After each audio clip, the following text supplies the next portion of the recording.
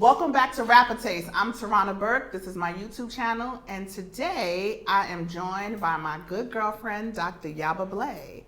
Rapper Taste is a show where I talk to my good friends who are dope and dynamic about what's going on in their lives, what's going on in the world, their opinions about that, and so on and so forth. And so, Dr. Blay, welcome to the show. Thank you so much for having me, Miss Burke. This has been an exciting last few months for you, hasn't it? Yeah, busy and exciting for sure. Busy and exciting. Well, this is our time of year, isn't it? I think so. I'll say January through April. Well, for me, it's April. For you, it's what? I mean, I'm more of a springtime girl, so I think it's just warm up to this moment. So yeah. I was talking more about the busyness. You know. Oh, the season for the blacks. The season for the blacks. Yes, February, March, April for sure. Yeah. We sure. stay pretty busy during this time when everybody wants to know how to be better. For sure, this is high time. Black History Month, Women's History Month, Sexual Assault Awareness Month. Absolutely, yeah. Rent you a Negro. Rent you a Negro. Yeah, here we are. For the low, low price. Sorry. So, but you've been particularly busy because you had the re-release of your book, Yes. One Drop. Yes. Was in February 16th. February 16th. And it was an Amazon bestseller. It was a bestseller in bookshop and a national bestseller. And it sold out in 24 hours. Yes, it did. People were hungry for that information. Yeah, it was surreal in a kind of way because I self-published it in 2013. I remember. Did this on my own already, and so I was just thinking, the acquisition by Beacon Press and the re-release would just be about making sure that it's on the bookshelves and that folks can get access to it. But it became a thing. Yeah. So it's been exciting. It's been good. This is a moment though where people really are hungry for that information, to understand blackness, to delve into blackness, to not be anti-racist, to be better allies and things like that. Yeah. Where do you think your book is situated in that conversation? I mean, I'm trying to stay focused and trying to remain grateful and not be a critical curmudgeon, but I can't help but to feel some type of way still, right? Because, COVID, quarantine, the murder of George Floyd, people not being able to escape their screens. Everybody wanted to be anti-racist. Everybody wanted to take a trip to the zoo and learn more about the blacks. And I think my book kind of fit into that in a particular way. And again, don't hear me being ungrateful at all. Thank you for it. But there's still a part of me that wishes we didn't have to be pushed in a particular way, right? That this is not about, again, it's my own critique of diversity, equity, inclusion, belonging, all the language that we use, that it becomes this kind of, again, trip to the zoo, right? That I'm going to go look at the other, see what the other people are doing, and somehow in finding out how they live, I'm going to somehow better myself. But, for what it's worth, sold books. Yeah. So give thanks. Yeah. And I think sold books but put out different information. So the reason that people came might be for those things that you named, but the information they got when they got here is different than what I think the market is flooded right now with information on how white people can be better. Yes. Right. How-to manual. As you know, I have a book coming out as well. You do, don't you? I do. What's it called? It's called, I have 2 books coming out. Yeah, you do. The first one comes out in April, and it's a co-edited volume with Brené Brown, Dr. Brené Brown, who is a renowned sociologist and researcher on shame and vulnerability, etc. And the book is called You Are Your Best Thing. And it's an examination. Well, first, it's a play on the quote from Toni Morrison from Beloved. But it's an examination of the black experience of shame, resilience, shame, and vulnerability in the black experience. And to your point that you were just making earlier, it was about having something different and offering for black people in this moment, right? That other people are welcome to share in, but something that was for us first. Because we are in a moment where we watched the murder of George Floyd. Yeah. And that's compounded on many, many, many, many murders that we've watched over the last several years or just heard in great detail about. That was backed up with Breonna Taylor. Yeah. It was so painful and so angering and so many emotions that black people were sitting with. Yes. At the height of the moment of us dealing with that, white people said, how can we be better? Right. So then the conversation turned to a focus on let me help you understand without giving us a space to unpack and release the anger and the pain and all of the emotions that we were feeling. And as you were just talking, it was making me think even about just for those of us who do work on and about and for Black people, when we think about the publishing industry and when we think about the audience, you know, at the end of the day, publishers want to sell books. Yeah. Right? And so the presumption is that white folks are going to buy the books. And so this push to make the message for white audiences is a challenge for me. I think it's part of the reason why I ended up having to publish the book on my own the first time around, because One Drop is a conversation ultimately about us, but it's for us. Exactly. You know, we've had this conversation before, but it's the same thing. This is about the presumption that Black people know everything about Black people is not true. At all. Right? I learned so much reading the essays in this book about the diversity of Black experiences. There are Black queer people, Black disabled people, Black elderly people, Black young people in this book whose experiences I haven't had. Right. And so it expanded Black humanity for me as a Black person. Which we need. We need that. Which we need. After watching so much trauma and just degradation and just so much of it on television, on social media, where do we get a space to be human and to examine our own humanity? And conversely, because we do know that white people will engage and they will want to read and want to participate, it is not a book that teaches you how to be anti-racist. No. That's not what this book is about. It's not what your book is about. No. Right?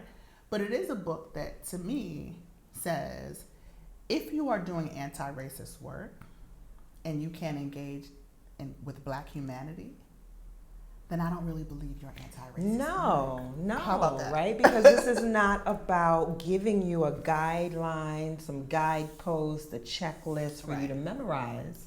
Right. It's about you taking in lived experiences, you thinking critically, you empathizing, you connecting, right? Mm-hmm. I can't tell you what to do or how to do. Like, you got to check your own humanity in connection to the humanity of other people. So it requires a level of vulnerability, a level of openness, a level of critical humility, which is hard for so many of us in general, but white people especially. It's a different, I think, a different take to the work. It is. So, I mean, I'm excited. I mean, I was very, clearly I have 4 copies of your book, so. You got the original version. I got 2 of the original and 2 of the new one. Yes, I'm a fan. Yes, you are. So yes, thank you so much. But I'm a fan of yours in general. Thank you. Not just because you're my good girlfriend, but also because, I mean, one of the things that I've always loved about you, and I think that drew us to each other, is our love of Black people. Absolutely. And not just Black people, but Black joy. Right? Absolutely. And I think you have righteously earned the title of curator of Black joy. You are the queen of the kiki. Yes, I love a good key. Yes, and in the middle of this pandemic, at the height of the trauma, frustration, sadness, fear, anxiety, you gave us a gift in Judgment Free Zone, which is your weekly-ish irregularly scheduled social media program or But Tarana, as much as Judgment Free Zone brings me joy, it also makes me sad to talk about publicly because I've had to go underground. Right? Talk about it though. So last summer, June-ish, we were both a part of the #ShareTheMic campaign. I was partnered with Abby Wambach, who I now count amongst my few white friends. And great conversations, great dialogues, but I watched my Instagram presence probably triple in the span of a month maybe, right? And so prior to this moment, right, and hold this thought, because I want to come back to this notion of like paying people in exposure. Okay, because oftentimes people will invite us to be a part of campaigns and they say it'll be great exposure, and what I learned from this Share the Mic campaign is like, exposure to what? Right.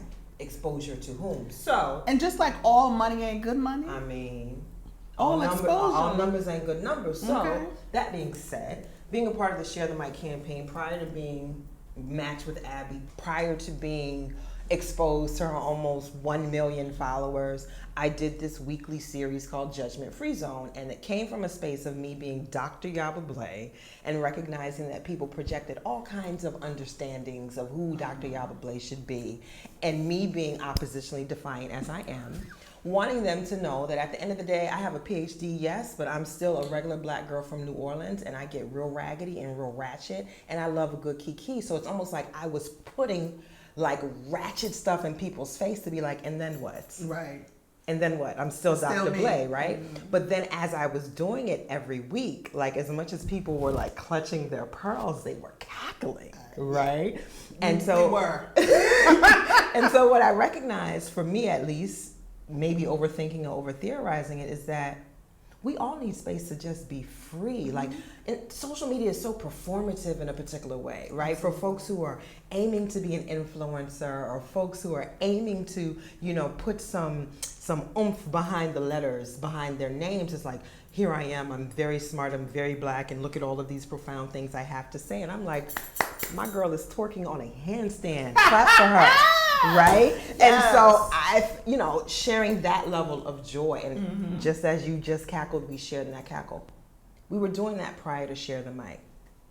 So I do Share the Mic, opens up my space to so many of the whites who are thankful, of course, right, to be welcomed into my space, but to also have insight into the black experience. So I do the first judgment-free zone after Share the Mic. Ciao. And so what would happen is I would put a post on my page to let people know that the storyline was up in my stories. Right. And the post that I put up was... I wish we could cut to it. I wish we could too, but it was a scene, and it was 3 brothers in a car. The camera is looking at the brother who's looking at the camera directly, and it's 2 brothers in the back fighting. And the caption said something about like minding your business, right? And so he's looking at the camera. These brothers are going at it at the back, and he is unbothered. Enter white woman, new follower to my page. And I watched this happen in real time. Her comment says, "Why are we promoting violence?" And within 5 minutes, that post was taken down with a message from Instagram that it violated community guidelines. You know, I lost my entire black mind. Yes, I was there. I lost my entire black mind. Because my thing for Instagram, Facebook, whoever will listen, is that you take one white tear and move. And we sit here and report all kinds of racist shit on your platform. Horribly. And you tell us it doesn't violate your community guidelines. Now, mind you, you need to know your place before you enter a room. Again, my audience is black people. And black people who are here to kiki and celebrate blackness with me know that that brother who is looking at the camera is unbothered. Why? Because Ray Ray and Quan are fighting like they always do. Exactly. And in 5 minutes, they'll be okay. It's not violence in the way that you receive it, right? But you, white lady, see it how you see it and feel that the way that you see it is the only way to see it. You press the button, Instagram jumps.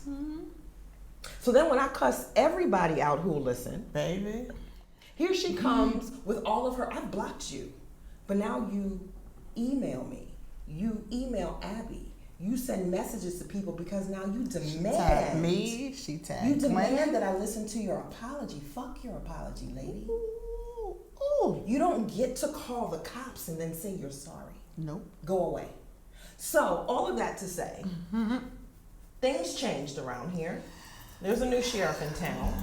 And so while my page is, you know, I would say probably 75% white following, thank y'all for being here, you're welcome.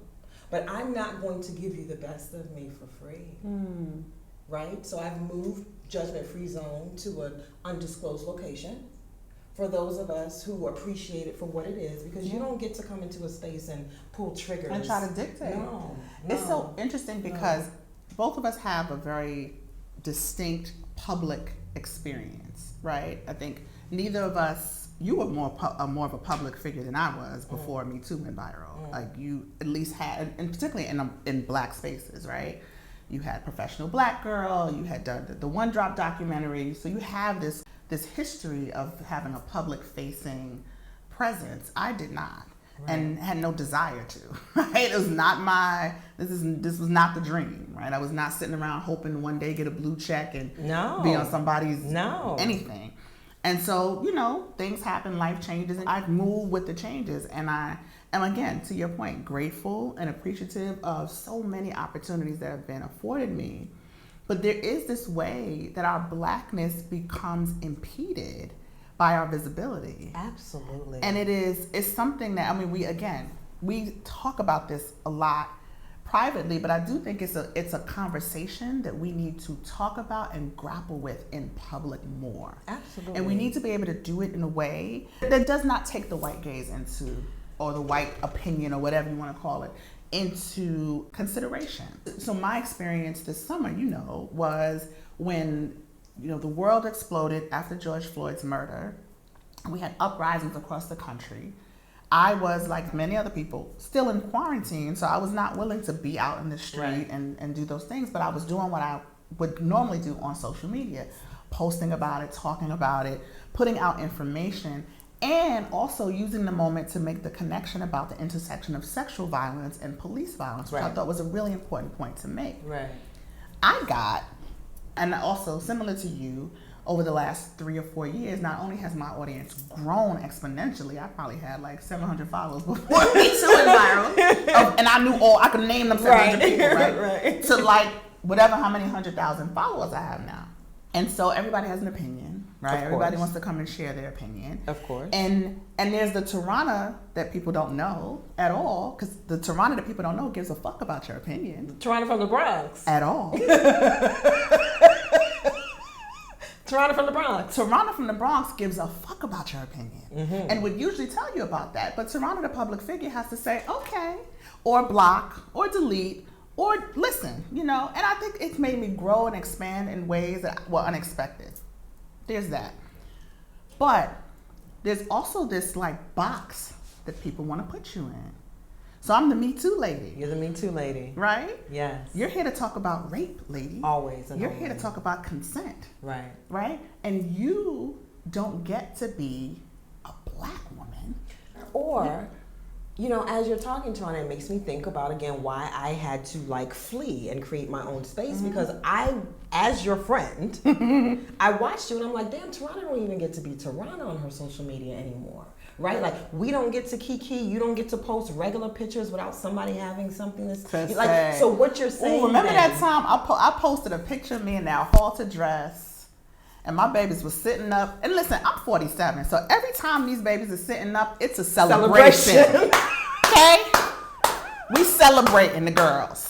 Yes. When they come out and they sitting high, I'm posting a picture. And what happened? And they was like, how can you be the leader of this movement and post these sexual da-da-da-da-da-da-da-da? It's about consent. So yes, my tatas are out, but I said don't touch them.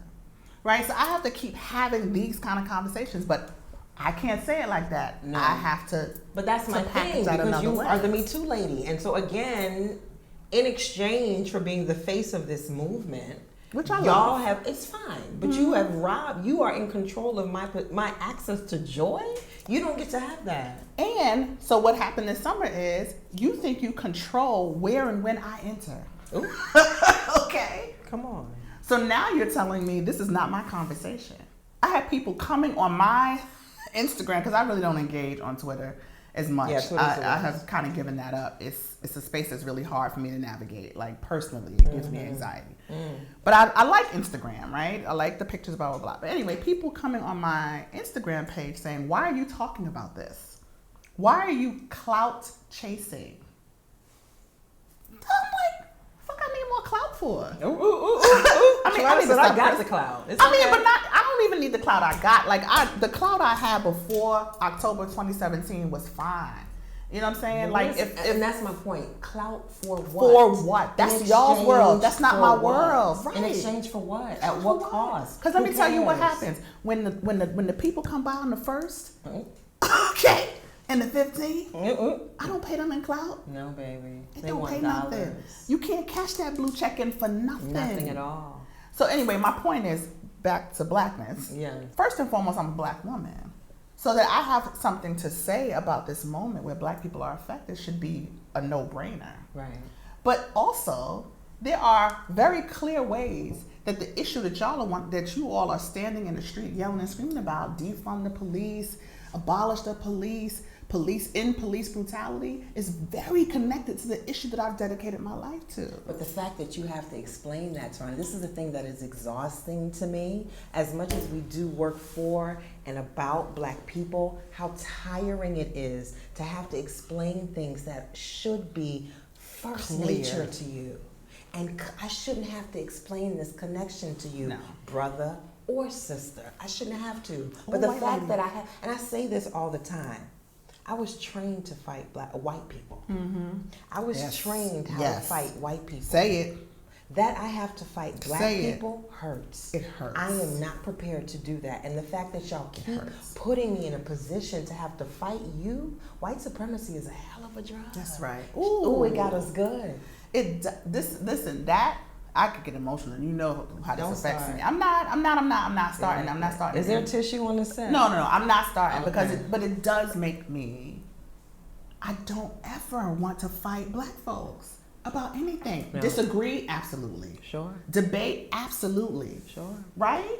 And we can even move separately. Right? We don't have to do everything. We can move separately, but I don't want to fight my folks. Right. Now, if you are my folks, if you look like me, and you are causing harm to other people that look like me, you can go. Yeah, easily. You can go sit over there. You can go do whatever you. That's different if you're causing harm. Yeah. But if you and I disagree, I'm not trying to fight you. It's so painful to watch this happen, really from a place of pain. Yes. Y'all don't want to deal with the bigger issue, so I'd rather fight you. Yeah. Then get into the nitty-gritty of it. Yeah, detract from it. But again, as we channel our ancestors in all of these moments, I think the thing that I'm becoming clearer about is channeling Mother Harriet. Everybody can't come. And if your coming is going to impede my freedom, then you're going to stay. You're going to have to stay. Or I'm going to have to kill you. Which one? Ooh. Well, I didn't say it. You know what I'm saying?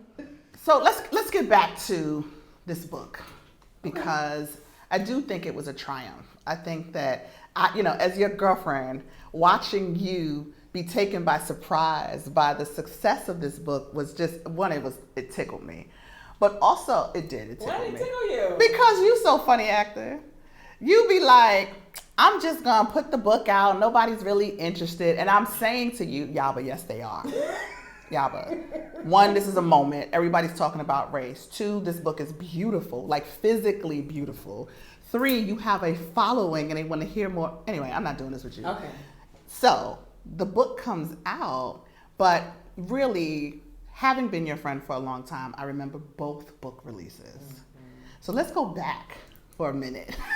Okay, how far are we going back? Well, we could go back to 2013, but even further back, because I'm interested in how you got to the place where you, Queen of Blackness, you're the queen of quite a few things. Thank you so much. You study Blackness, right? It's part of your expertise outside, you study women and gender and race and skin color, but one of the things all of that is undergirded by Blackness. Yes. And I am so curious how you got into this question of who gets to be Black. Yeah. So my work is on colorism. I could not think of that word to say in my life. My work is on colorism, and generally speaking, when we talk about colorism, we talk about the disproportionate disadvantages that come with having dark skin in a white supremacist society, right? And the discriminatory treatment that we receive because of our skin color. And so that tends to be very unidirectional, right? So I was invited to speak on a panel at the Caribbean Cultural Center about colorism in the diaspora. Pretty straightforward, but I found myself being distracted every time one of my co-panelists identified as a Black Puerto Rican woman from the South Bronx.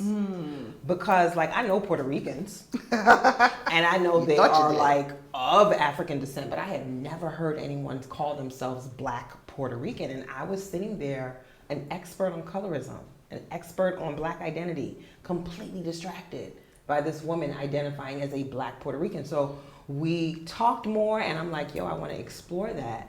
I want to explore what it means to be Black, not only across the diaspora, but part of my distraction was trying to grapple with this woman is identifying as Black, but I'm looking at her and she don't look black, right? Look black. And so as I started thinking about who I wanted to talk to, one of the first people I wanted to talk to was our friend Danny.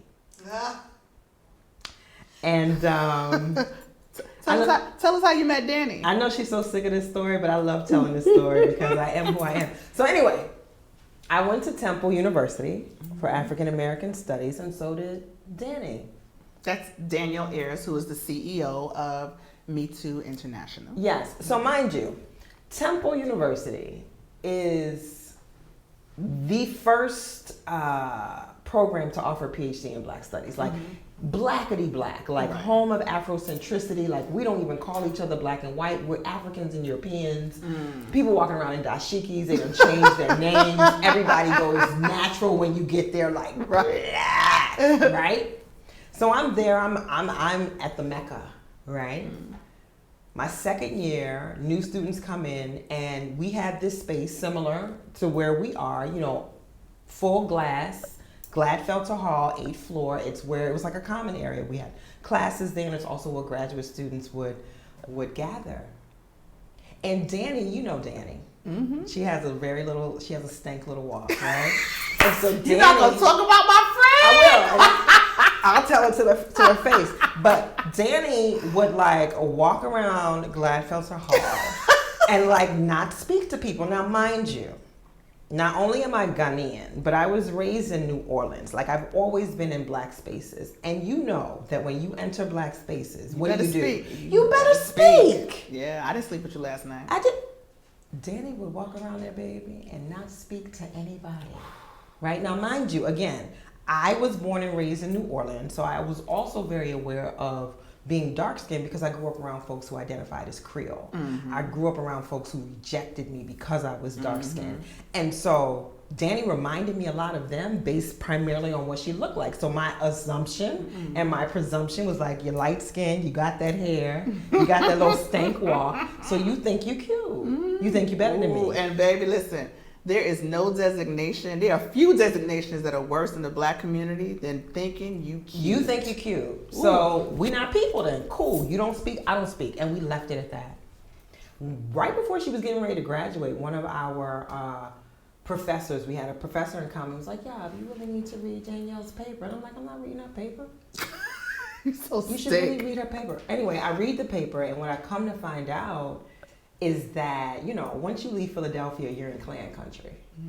Danny comes from like Lancaster, PA, a Mennonite community, like white, you know? And so, longest story short, it wasn't that she was stank or that she thought she was cuter. This was a new space for her. This was a new experience for her.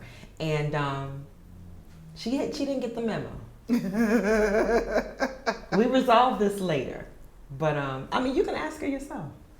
Yes, because Danny is here. Hi. Hi, Danny, man. I know you are so sick of me telling this story.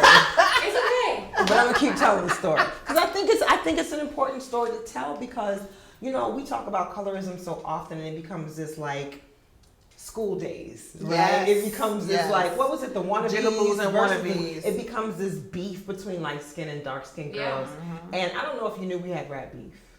Oh, I knew. You know? She's like, I knew. I was clear. Okay, It so was clear. we had rat beef, but we've look at us now. But it wasn't beef for me. Okay. Come on, For tell me- your side of the story, Danny. Well, And for the record, I don't think you'll walk this step. Thank you. Shut up, Jariah. You know your walk is stink. It was, well, It's not stink. It's not stink. It's not. It's it's cute. a waddle that It's I a little heard. bit of a waddle. Okay. It's cute. It wasn't beef for me. Can you let the lady talk? Too late, I'm sorry. Okay. It was this experience of coming into the first real black space that I was so excited about, coming from the community that I grew up in and never feeling welcome and feeling like I was literally the blackest thing Which is crazy. that most of these folks had seen, and just feeling my blackness and wanting to connect so much, and then getting to Temple and being in a situation where all of a sudden my blackness was questioned. It had never been questioned growing up. That's so funny. You were just a black girl. And now I'm like, okay, I'm around, like, and my goal, I was like, I'm gonna make so many black women friends. Like, and here the response was like, you ain't black and you're from Lancaster? Not you. So it was this, having gone through undergrad and having that experience, and then deciding, I took one African American Studies class in my junior year at Temple, and it blew my mind. I was like, I've been it was with Sean. Okay. And it blew my mind in such that I was like, I know nothing.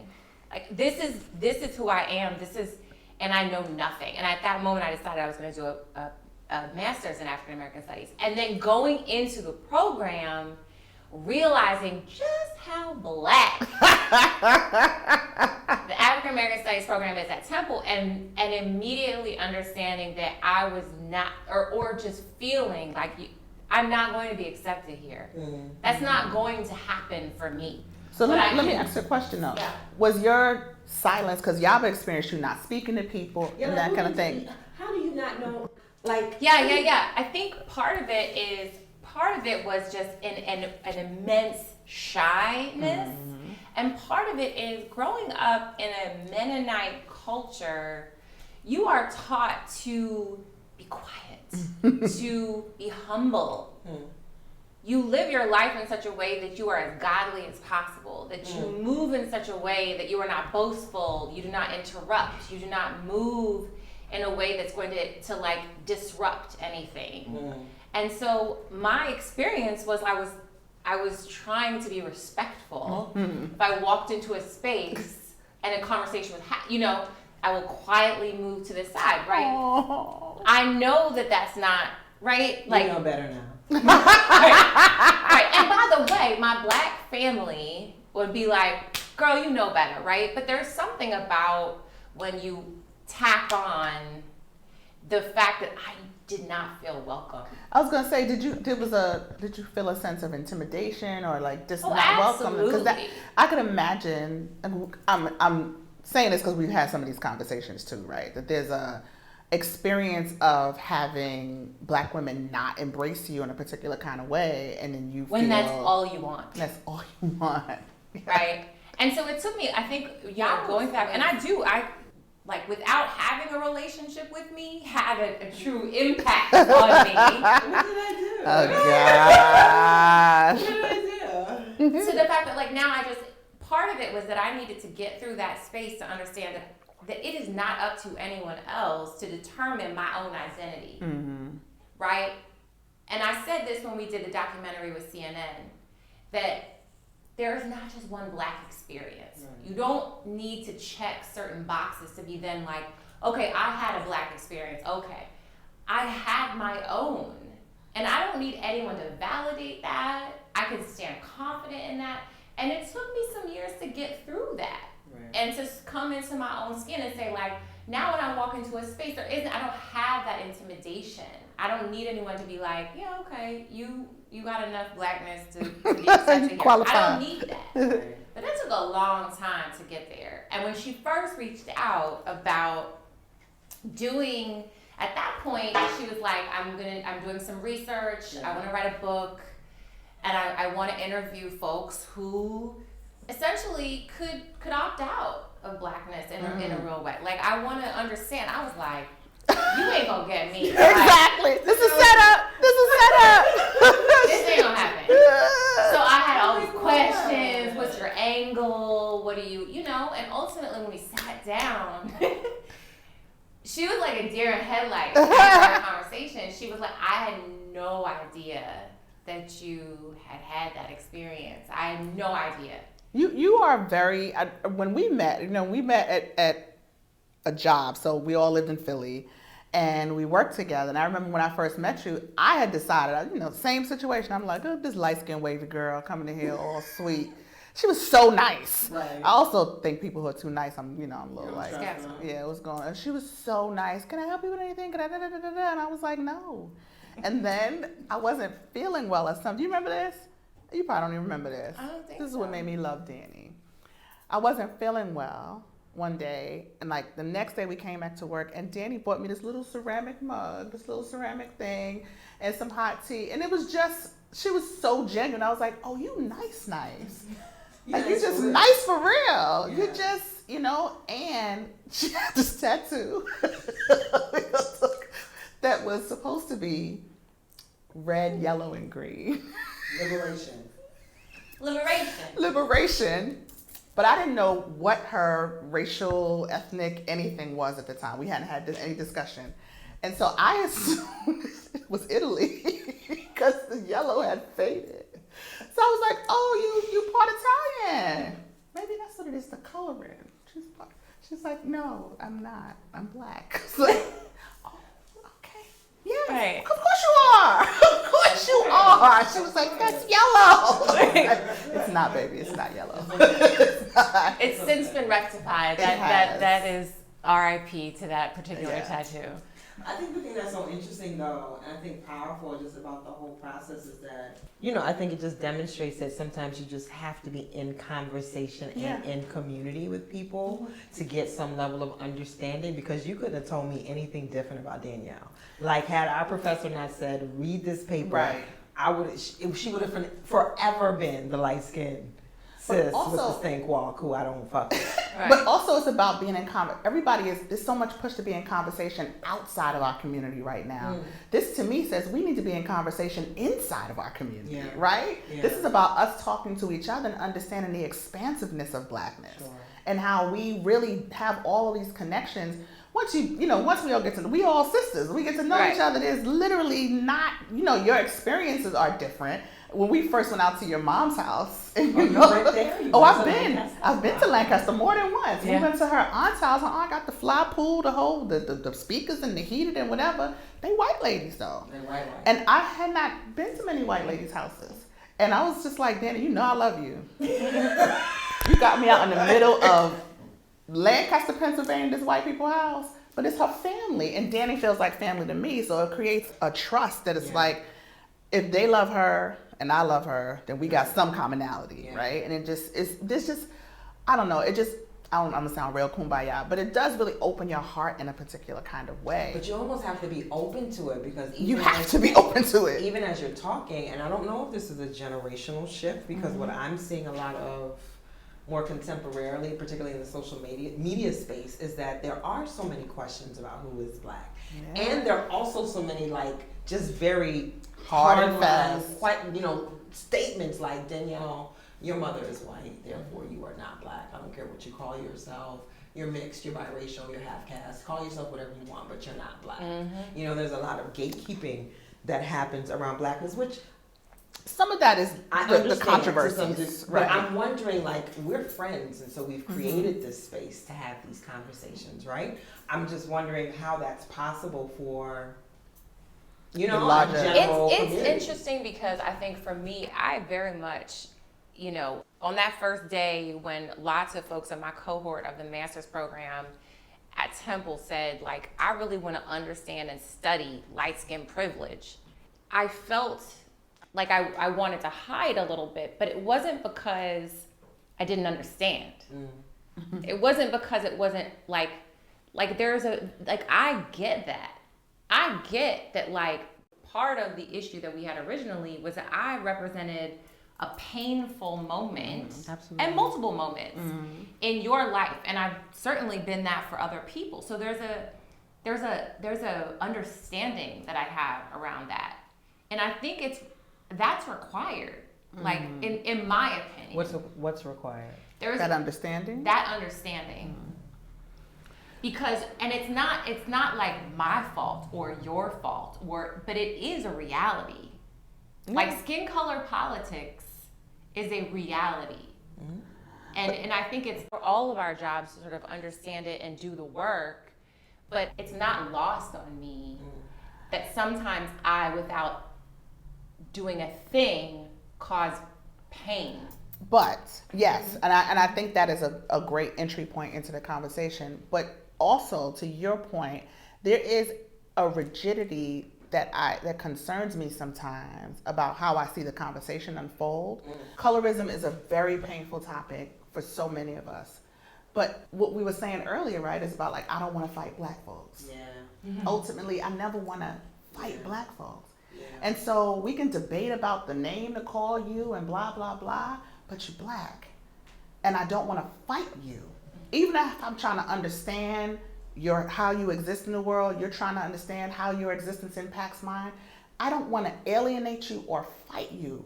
And so there's something about the rigidity around that I'm seeing that it makes me uncomfortable, because we are creating more distance than Yes. we are closeness. Yes. And that is Yes. scary to me, Yes. because we do not need distance amongst black folks. No, we can't in that afford way. it. We can't afford it. We can't afford it. And I think that's, for me, part of the impetus, the inspiration, the motivation for having this conversation behind this book is like, it's less about what people look like, but like, when we talk about blackness as an identity, like, do we recognize the political ramifications of that identity? Like, Right. white people are clear, Yeah. right? Yeah. White supremacy is clear. And here we are talking about mixed race, biracial, half caste, Kabbalah Asian, you know, how we put our card on the table, and ultimately what does that mean and translate to? And I don't know that we've had the opportunity to think about our blackness in that political way. Yeah. You know, we think of identity politics as just, you know, personal gratification. You know, I get to be whoever it is I say I am, and I'm going to identify how I want to. But, you know, when they take that paper in the back after you've checked other and written whatever, Negro. you're going to be whoever they say You're going to be are. whoever I said you are. Exactly. So, like, do we understand the politics of that identity? So I just am grateful for, you know, the work that you've done, because even your language shifted in after this book and doing this research. How many interviews? 70. Oh, God, you did 70 interviews? I did 70 interviews. 58 of them ended up in the book. And it incredible. was, so we all transform in this conversation. And you know, I just think that's why I think the book is so crucial, because you're so honest in it. And I mean, that's just who you are. You know, you're just kind of like what you see. You know, you don't mince words. But I think that kind of vulnerability and being willing to say, like, and yet these folks are signing up to be black. Yeah, you don't have to be. You don't have to be. Like, and this is what I'm saying. And this is why I needed to just be honest in that way. Like, yo, I come from New Orleans, where folks listen to the language, get to be Creole. Like, there's a whole nother avenue that folks get to be, in the same way when I had the panel conversation. You get to be Puerto Rican. You get to be Afro-Latino. You get to be all these other things. And you're choosing black? Tell me about that. But that's still, what did we say? We've had a conversation, both of y'all, where you were like, listen, if I keep coming back. You reincarnate me 100 times. I want to be black all 100 times. You said, no, but I haven't been short black. Make me yet." a short black. Please, God, can you bring me back short? Please. But still black. But black. Right. And there's something to be. There's no other option. There's no People option. laughed at me from the documentary when I like, people were like, oh, you're so dramatic. But I meant it so much when I said something about like, it's like a beating. I Yeah, said it's a beating in my heart. beating. Yeah, it's blackness. Blackness. And I meant that so deeply, so deeply. From the moment I could identify as who I was, it wasn't a choice. It was, it's in my bones. Yeah. That's what so many people I interview said to me, though. I'm using the language of choice. Like, you're choosing to be black. You could be all these other things. And I'm like, it's not a choice. It's not a choice. It's who I am, you know? So again, perspective, like when you're sitting on two different sides of a fence, if there is one, right? And that fence in a lot of ways represents a lot of pain, you know, and a lot of kind of like stratification within our community. So if I'm a dark-skinned, kinky hair, West African girl on this side of the fence, and here's a little Creole girl with pretty color and good hair on this side of the fence, I'm looking at her and assuming a lot about her experience, right? And vice versa. And I'm assuming that, like, you don't want to be over here with me. Right. Why would you want to be over here with me? But it would take me actually crossing the fence and talking to her to know exactly who she is, you know? And so that's what I'm saying, like, just in terms of the ways our community functions, we don't really have a lot of open, vulnerable, honest conversations, you There's know? so many conversations we're missing out. This is what I'm saying about what scares me about is the rigidity. There's so many conversations that we're missing out on. They can be hard. It's okay, right? They can be difficult. They can be tumultuous and they can be tense. That's okay. But they have to happen, right? Because really what is on the other side of the other side, we need to get our stuff together in order to face that. And we can't be mired in all of this other stuff. It is not that it's not important. I don't want to be dismissive like other stuff, like colorism is not important. It's incredibly painful, right? But still, it's something that's intra that we can talk about with how we choose to talk about it. Yes, and also what I became very clear about was so important for us to recognize is that what feels like a personal hush-hush, behind closed doors, internal conversation for and amongst Black people is really a reflection of white supremacy. Like, I don't want us to take this on as our conversation alone. This is true. That this is what white supremacy does to us. This is how we turn white supremacy on ourselves. And so I think part of the work of dismantling white supremacy is naming it as such. And part of the work of undoing white supremacy's impact and effect on us is to have these very real conversations. Yeah. You know, I always tell your business and I always tell this story because I'm proud of it. I'm not trying to be messy. I'm not trying to keep reminding people that we had rat beef. I just want people to see how far we've come. No, but I think it's so... I shouldn't. It's colorful and it's dynamic and it shows... It's an evolution of many different things. And I think it's beautiful. I never take offense to it. Good, because I'm always saying. Yes. I'm always saying, like, y'all know I didn't like her. And we never really have a moment where Danny's actually This is here. very rare. Also, here I've been talking about, there was this girl. Right, and there's a video that appears, she's like, And this I'll be girl like, in grad school. That was me. But it rarely do I get the opportunity to step in. So I appreciate that because I really do, I do believe that this has been like a true, like, I say evolving, but like it is what relationships do, you know, and especially healing. Like, and it's healing. It's healing. Can I also say it's healing? That's what love looks like. Oh, this guy. Let you get married, and it's just I'm just saying. But no, thank you, Danny, for trusting me enough to at least, have the conversation and also still being here and being my friend. Oh, absolutely. I believe in vulnerability. Thank you for being no. Okay. That's nice. I was just. Bye, Danny. Bye. Dr. Blizzy. Y'all Bleezy. What up? Queen of the Kiki. What's your other names? Queen of Bright Ideas. Yes, let's hold those though. Okay. Because I'm gonna have you come back. Wow. I mean. Okay. No, it's cool. Oh. It's cool. Right. Yeah. To share some other bright ideas that we've been ruminating on, cooking up in the kitchen. But another time, it's a secret. Okay. Thank you though. Give a Negro YouTube channel. I'm saying, look, put your mother cameo. You know what I'm saying? You bring my girls in the room, and I'm a what?